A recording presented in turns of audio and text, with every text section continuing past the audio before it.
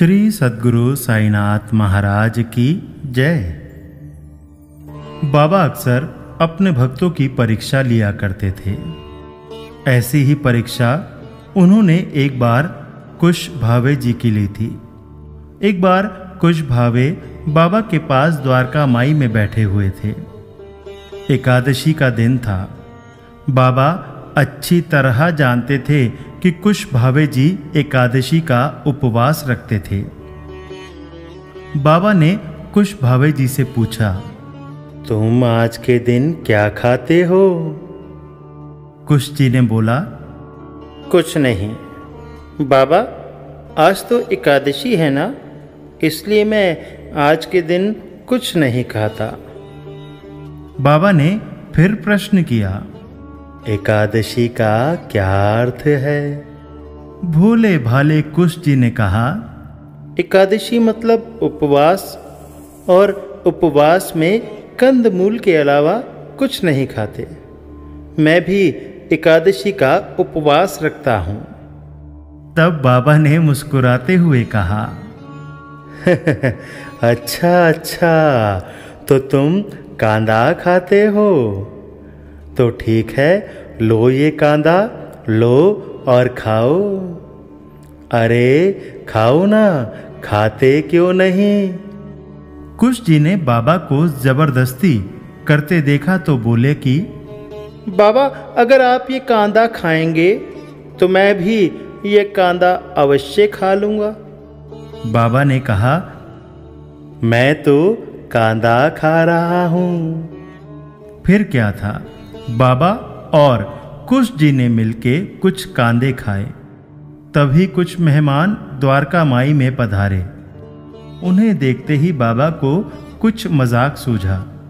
बाबा उन आए मेहमानों से बोले, अरे देखो तो जरा इस बामन को, यह एकादशी के दिन कांदा खा रहा है। कुश जी को कुछ समझ नहीं आया। बाबा मुस्कुराए जा रहे थे। उनकी आंखों में शरारत साफ नजर आ रही थी। कुश जी ने कहा, बाबा, कांदे तो मेरे साथ आपने भी खाए हैं।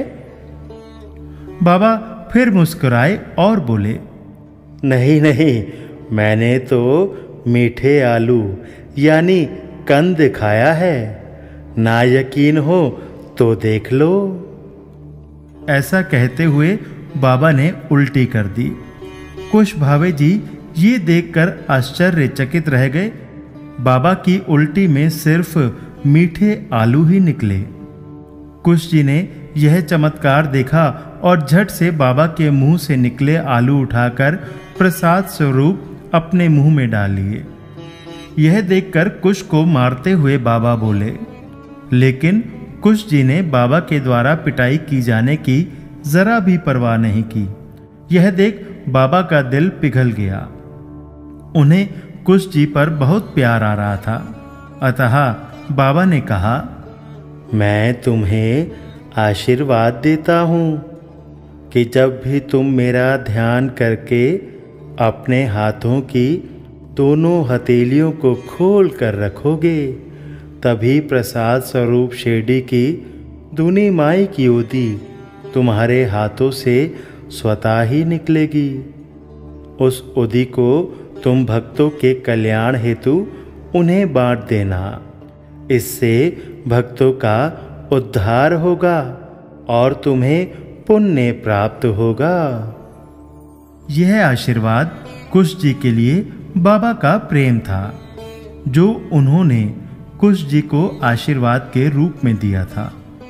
एक बार जब श्री बीवी नरसिंह स्वामी और श्री अवस्थी जी कुश भावे जी से मिलने पुणे आए, तो कुश जी ने बाबा का ध्यान किया और उनके दोनों हाथों से शिरडी की द्वारका माई की प्रज्वलित ताजी गरम उदी निकली।